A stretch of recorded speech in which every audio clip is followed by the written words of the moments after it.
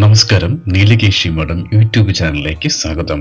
ഇന്നത്തെ അധ്യായത്തിൽ തുലാം രാശിയിൽ ഉൾപ്പെടുന്ന ചിത്തിരിയുടെ രണ്ടാം പകുതി, ചോതി, വിശാഖം നക്ഷത്രത്തിന്റെ മുക്കാൽ ഭാഗം വരുന്ന നക്ഷത്ര ജാതരുടെ ജൂൺ മാസത്തെ ഫലങ്ങളെ കുറിച്ചാണ് നോക്കുവാൻ പോകുന്നത്.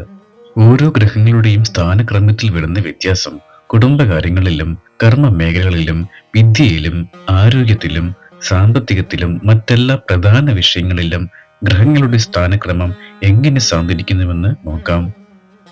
ഈ അധ്യായത്തിൽ പറയുന്ന ഗുണപരവും ദോഷകരവുമായ കാര്യങ്ങൾ മുൻകൂട്ടി കണ്ടുകൊണ്ട് ഈ വീഡിയോ കാണുന്ന എല്ലാവർക്കും ജൂൺ മാസത്തെ ജീവിതചര്യകളെ സിസ്റ്റമാറ്റിക്കായി കൊണ്ടുപോകുവാൻ കഴിയട്ടെ എന്ന് പ്രാർത്ഥിക്കുന്നു.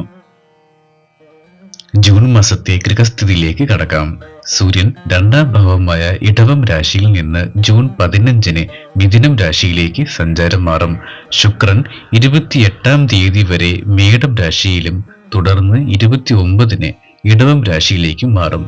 ബുധന് ജൂൺ മാസം 2 രാശിമാറ്റങ്ങൾ ഉണ്ട്. ജൂൺ 6-ന് ഇടവം രാശിയിൽ നിന്നും മിഥുനം രാശിയിലേക്കും ജൂൺ 22-ന് മിഥുനം രാശിയിൽ നിന്ന് കർക്കടകത്തിലേക്കും രാശിമാറ്റം വരും. വ്യാഴം രാശിയുടെ 3-ാം ഭാവത്തിലും കുജൻ 4-ാം ഭാവമായ കർക്കടകത്തിൽ നിന്ന് ജൂൺ 7-ാം തീയതി ചിങ്ങം രാശിയിലേക്കും മാറും. രാഹു 11-ാം ഭാവമായ കുംഭം രാശിയിലും സഞ്ചരിക്കും. കർമ്മകാരകനായ ശനി മീനം രാശിയുടെ സ്വന്തം നക്ഷത്രമായ ഉത്രട്ടാതി നക്ഷത്രത്തിൽ ബലവാനായി നിലകൊള്ളുന്നതിനാൽ ജാതകത്തിൽ അഷ്ടമശനി, ഏഴര ശനി, അതുപോലെ കർണക ശനിയുടെ പ്രഭാവം കുറയുകയും ഉയർച്ചയിലേക്ക് കൈപിടിച്ചുയർത്തുകയും ചെയ്യും.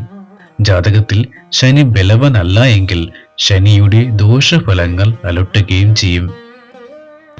ഇവിടെ പറയുവാൻ പോകുന്ന ഫലങ്ങളിൽ ഓരോ വ്യക്തിയുടെയും ജാതകത്തിലെ ലഗ്നാലുള്ള ഗ്രഹഭാവങ്ങളും അവയുടെ നിൽപ്പും ബലാബലവും അനുസരിച്ച് വ്യക്തിഗതമായ ഫലങ്ങളിൽ ചെറിയ വ്യത്യാസങ്ങൾ വരുവാൻ ഇടയുള്ളതിനാൽ ഗ്രഹനില പ്രത്യേകമായി പരിശോധിക്കേണ്ടതാണ്. പൊതുവായുള്ള ഫലങ്ങളാണ് പറയുവാൻ പോകുന്നത്. അതുപോലെ വീഡിയോ കാണുന്നതോടൊപ്പം തന്നെ ചാനൽ സബ്സ്ക്രൈബ് ചെയ്ത് കാണുവാൻ ശ്രമിക്കുക. സാമ്പത്തികപരമായി തുലാം രാശിക്കാർക്ക് അനുഭവിച്ചു പോന്നിരുന്ന സാമ്പത്തിക ബുദ്ധിമുട്ടുകൾക്ക് ഒരു ശമനം വരുന്നതാണ്. പലർക്കും മാനസികമായി ഒന്നും നടക്കില്ല എന്നൊക്കെയുള്ള ചിന്തകൾ മനസ്സിൽ കൊണ്ട് നടക്കുന്നവർ ഉണ്ടാകും. അതെല്ലാം മാറ്റിവെച്ച് സെൽഫ് കോൺഫിഡന്റ് ആയി സ്വന്തം കർമ്മ മേഖലയിൽ വിശ്വാസമർപ്പിച്ച് മുൻപോട്ട് പോവുക. ജൂൺ 16 മുതൽ സാമ്പത്തിക കാര്യങ്ങളിൽ മേൽഗതി കൈവരുന്നതാണ്. മുടങ്ങിക്കിടന്നിരുന്ന പണം കരഗതമാകുവാനുള്ള സാഹചര്യങ്ങൾ വരും.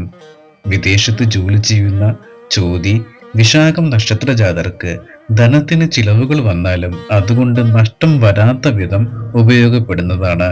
കടബാധ്യതകൾ ഒരളവ് വരെ ഈ മാസം തീർക്കുവാൻ സാധിക്കും. കുടുംബകാര്യങ്ങൾക്കായി ഈ മാസം ധനത്തിന് നിശ്ചയിച്ചതിലും കൂടുതൽ ചിലവുകൾ വന്നു ചേരുന്ന ഒരു മാസമാണ്. ഉദ്യോഗപരമായി ഈ മാസം ഗുണഫലങ്ങൾ ഏറി നിൽക്കുന്ന മാസമായതിനാൽ കർമ്മ മേഖലകളിൽ നല്ല അന്തരീക്ഷവും സഹപ്രവർത്തകരിൽ നിന്ന് അനുകൂല സാഹചര്യവും ഉണ്ടാകുന്നതാണ്. സർക്കാർ മേഖലയിൽ ഉള്ളവർക്ക് സ്ഥാനക്കയറ്റവും അതുപോലെ റീലൊക്കേഷൻ ആഗ്രഹിക്കുന്നവർക്ക് അത് സാധ്യമാകുന്ന ഒരു മാസവുമാണ്. പ്രൈവറ്റ് മേഖലയിൽ നിൽക്കുന്നവർക്ക് ഉദ്യോഗത്തിൽ നല്ല അന്തരീക്ഷം ഉണ്ടാകുന്നതാണ്. ഈ മാസം തുലാ രാശിക്കാർക്ക് പുതിയ തൊഴിലവസരങ്ങൾ വരികയും അതിനായുള്ള പരീക്ഷകളിലും ഇന്റർവ്യൂസുകളിലും വിജയം ഉണ്ടാകുന്നതാണ്. ഉദ്യോഗപരമായി പതിവിലും കൂടുതൽ യാത്ര ചെയ്യേണ്ടതായി വരും. 9, 16, 25 തീയതികൾ ഉദ്യോഗപരമായി അനുകൂലമല്ലാത്തതിനാൽ ചെയ്യുന്ന കർമ്മ മേഖലയിൽ നല്ല ശ്രദ്ധ വയ്ക്കുന്നത് ഈ ഒരു മാസം ഉത്തമമായി കാണുന്നു. ബിസിനസ് പരമായി തുലാം രാശിക്കാർക്ക് ബിസിനസ്സിൽ വിചാരിച്ച ലാഭം വരില്ലെങ്കിലും ബിസിനസ് നഷ്ടം വരാതെ കൊണ്ടുപോകുവാൻ സാധിക്കും. സ്വയം തൊഴിലിൽ ഏർപ്പെട്ടിരിക്കുന്നവർക്കും ചെറുകിട ബിസിനസ് ചെയ്യുന്നവർക്കും ജൂൺ 15-ന് ശേഷം ലാഭം വരുന്നതാണ്. കഴിവതും ഈ മാസം ചെയ്തു തീർക്കേണ്ടുന്ന കാര്യങ്ങൾ മറ്റൊരു സമയത്തേക്ക് മാറ്റി വയ്ക്കാതെ കൃത്യമായി ചെയ്തു തീർക്കുവാൻ ശ്രമിക്കുക. വിദ്യാപരമായി ജൂൺ മാസം അനുകൂല ഫലങ്ങൾ നൽകുന്നതാണ്. ഉത്സാഹവും വിദ്യയിൽ ഉയരുവാനും സാധിക്കുന്ന അവസരങ്ങൾ വരും.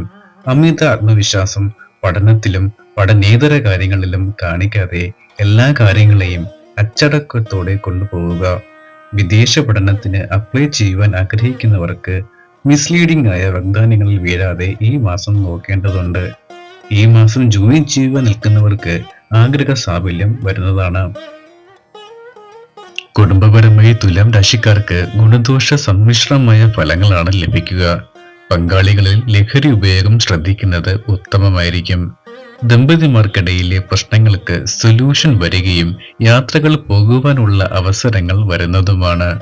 സന്താനങ്ങളെ കൊണ്ട് മനസ്സിന് സന്തോഷം നൽകുന്ന സന്ദർഭങ്ങൾ വരുന്നതാണ്. ഈ ഒരു മാസം ധൃതി കാണിക്കാതെയും കമ്മ്യൂണിക്കേഷൻസിൽ ക്ലാരിറ്റി ഉറപ്പുവരുത്തി മുൻപോട്ട് പോകുന്നതും ഗുണകരമായി കാണുന്നു. അഗ്രസീവായി വരുന്ന സാഹചര്യങ്ങൾ വന്നാൽ തന്നെയും അവസരോചിതമായി കൈകാര്യം ചെയ്യുക. ആരോഗ്യപരമായി പങ്കാളികളിൽ ഉദരം, കണ്ണ്, കാൽമുട്ട്, കാൽപാദം ഇവ സംബന്ധമായി കെയർ ചെയ്യുന്നത് ഗുണകരമാണ്. മേൽ സൂചിപ്പിച്ച കാര്യങ്ങൾ ശ്രദ്ധിക്കുന്ന പക്ഷം ആരോഗ്യം തൃപ്തികരമായിരിക്കും. ജൂൺ മാസത്തിൽ പ്രശ്നപരിഹാരാർത്ഥം ഭദ്രകാൾ ക്ഷേത്ര ദർശനവും ഐക്യമത്യ പുഷ്പാഞ്ജലിയും ഹനുമാൻ സ്വാമിക്ക് വെറ്റിലമാല സമർപ്പണവും ജൂൺ മാസത്തിലെ ദോഷഫലങ്ങൾ കുറയ്ക്കുവാൻ ഗുണകരമാണ്. ഇന്നത്തെ അധ്യായം പൂർണ്ണമാവുകയാണ്. എല്ലാവർക്കും ഗുണഫലങ്ങൾ ജൂൺ മാസത്തിൽ വരട്ടെ എന്ന് പ്രാർത്ഥിച്ചുകൊണ്ട് അടുത്ത അധ്യായവുമായി വരും വരെ നന്ദി, നമസ്കാരം.